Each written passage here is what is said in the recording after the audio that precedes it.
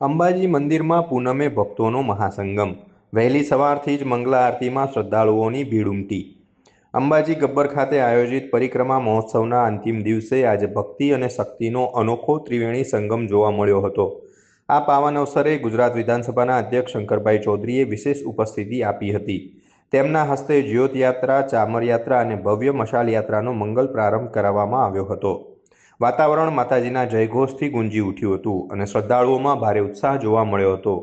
વિધાનસભાના અધ્યક્ષ શંકરભાઈ ચૌધરીએ માત્ર યાત્રાનું પ્રસ્થાન જ ન કરાવ્યું, પરંતુ પોતે પણ ભક્તિભાવ સાથે માતાજીની ધજા હાથમાં લઈ પદયાત્રામાં જોડાયા હતા।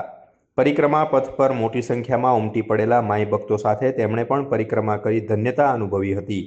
આ સાથે જ મહોત્સવના ભાગરૂપે યોજાયેલા મહાયજ્ઞમાં આહુતિ આપી સૌના કલ્યાણ માટે પ્રાર્થના કરી હતી।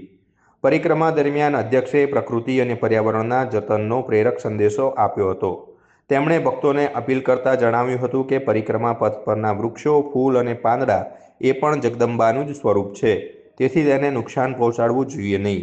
વધુમાં પવિત્ર ધામને સ્વચ્છ રાખવા માટે પ્લાસ્ટિક અને પાણીની બોટલો કચરાપેટીમાં જ નાખવા તેમજ પરિક્રમા માર્ગને સ્વચ્છ, સુંદર અને પવિત્ર રાખવા સૌ શ્રદ્ધાળુઓને ભારપૂર્વક અનુરોધ કર્યો હતો।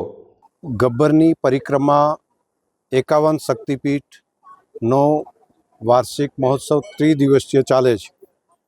એમાં લાખોની સંખ્યામાં શ્રદ્ધાળુઓ આ 3 દિવસ માની પરિક્રમા કરતા હોય છે। આમ તો પરિક્રમા હરરોજ ચાલુ રહે છે, એટલે શ્રદ્ધાળુઓ ગમે ત્યારે આવીને પણ પરિક્રમા કરી શકે છે, પરંતુ આ 3 દિવસ એક મેળા સ્વરૂપ હોય છે અને દેશની અંદર જ નહીં, દુનિયાભરની અંદર 51 શક્તિપીઠના દર્શન કરવા થોડા મુશ્કેલ હોય તો તેવા સંજોગોમાં એક જ સ્થાન ઉપર ગબ્બરની પરિક્રમા થઈ જાય અને સાથે સાથે 51 શક્તિપીઠના દર્શન પણ થઈ જાય।